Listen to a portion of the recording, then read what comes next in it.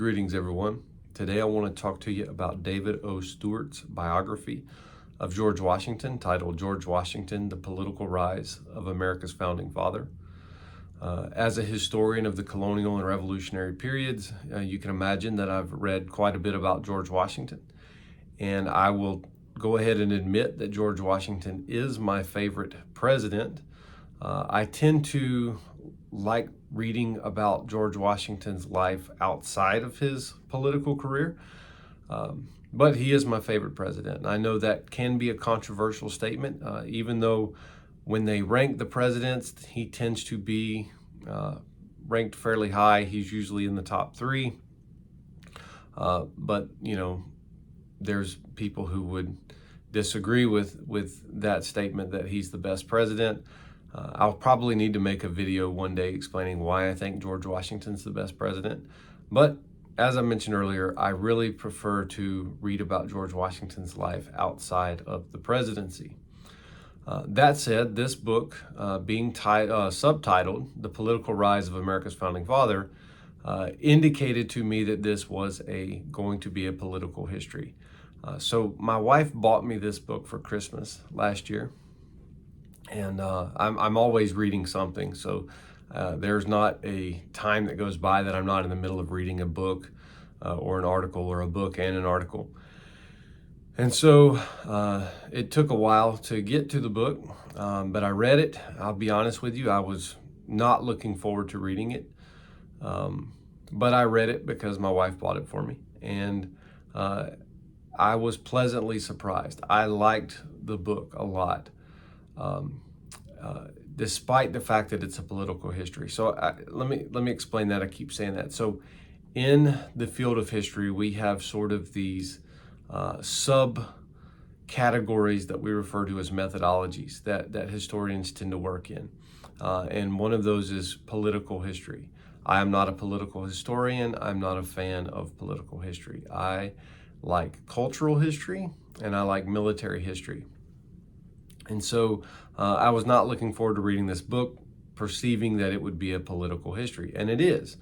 But I like what the book discusses.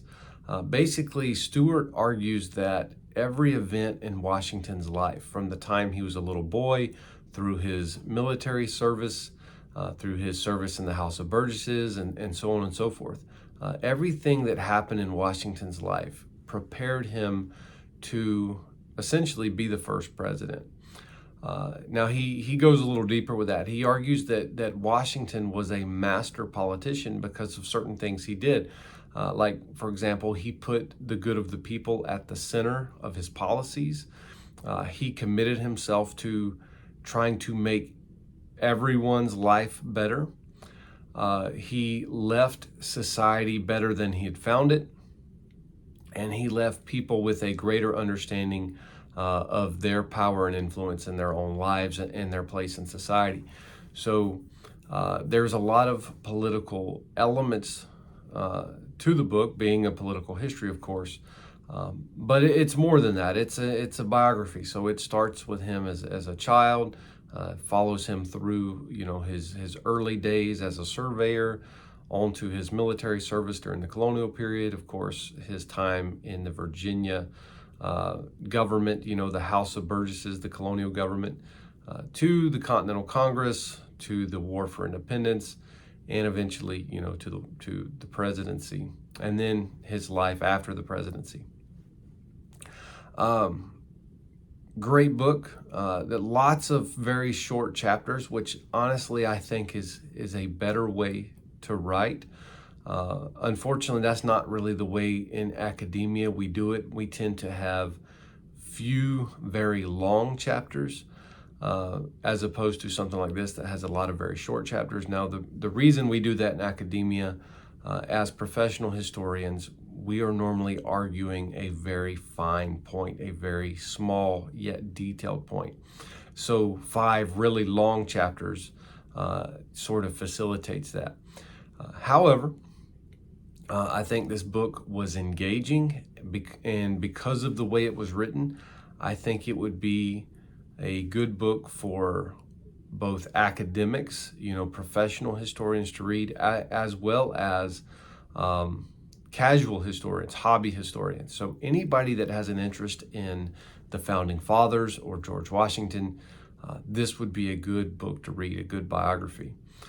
I will say this, the thing that really won me over. So of course, I mentioned earlier, I'm a cultural historian and a military historian, and there's not a lot of detail about his military service the way I would like to look at it, right? I want to read about, him serving as the commander-in-chief of the Continental Army. And the book does talk about that, but it talks about it from a political point of view, right? So you're not getting a lot of details about battles and tactics and things like that. If that's what you're looking for, that's not going to be in this book. However, the thing that really won me over with this book was the chapter on slavery.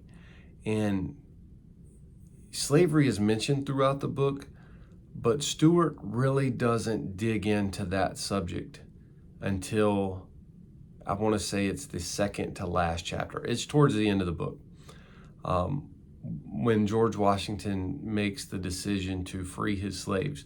And so he really saves that topic for the end.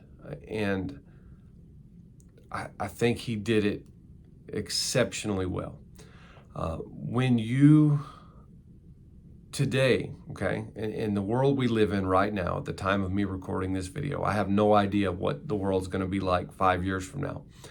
But the world we live in right now, at the time I'm recording this video, it is very easy for people in my profession to take someone like George Washington, who was a slave owner, and make that the focal point of his life, to the point that we cannot appreciate anything else about a man, okay?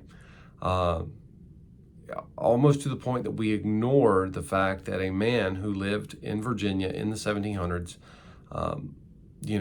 is not the same thing as a man who lives, today in the 21st century. Yet we condemn him for something he did, which we have different attitudes about. So it's very easy for historians to target something like that today, because it gets them sort of credibility. And I would argue it's false credibility, because historians should not insert things from our time into the past.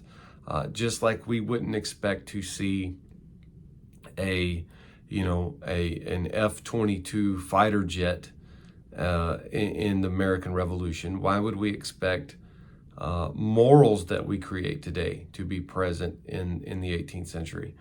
And I know that's problematic for some people for me to say that, because they would argue that morals don't change. And I understand that, but society's perception of morals change. And so it's really easy to vilify someone who lives in the past for something that we don't consider acceptable today. But then there's the other route, where if you're going to write a book about someone like George Washington and you want to portray him as a hero, which he is, all right, that you would try to gloss over or sugarcoat some of those things. And so either way, you're tampering with history to make it fit some type of box that you want it to fit in today. And it's hard to do. And I think Stewart does a great job discussing that subject, especially towards the end of his book, and towards the end of Washington's life. Because if you're not aware, Washington does not, he does free his slaves, but he does it on his deathbed. So never in his lifetime, with some exceptions. And so it's a good book. I recommend it for anybody interested in the, Revolutionary period, the sort of, if you're interested in George Washington or any of the founding fathers, I think this is a good book. Whether you're coming at it from an academic standpoint or from a, casual reader. It is written, the sources are there for academics who want to look at the sources. If you're wondering what I'm talking about, the real difference between academic, history and casual history, or popular history, as it's sometimes called, is academics, we have to prove where we got everything that we say. So the sources are going to be there. And then we're also trying to argue something, all right? We're not just telling the same story that's been told 100 times. We're trying to argue something new. And so Stewart, he rides that fine line between popular history and academic history. And I think he does a good job. And I think anybody would benefit from reading this biography.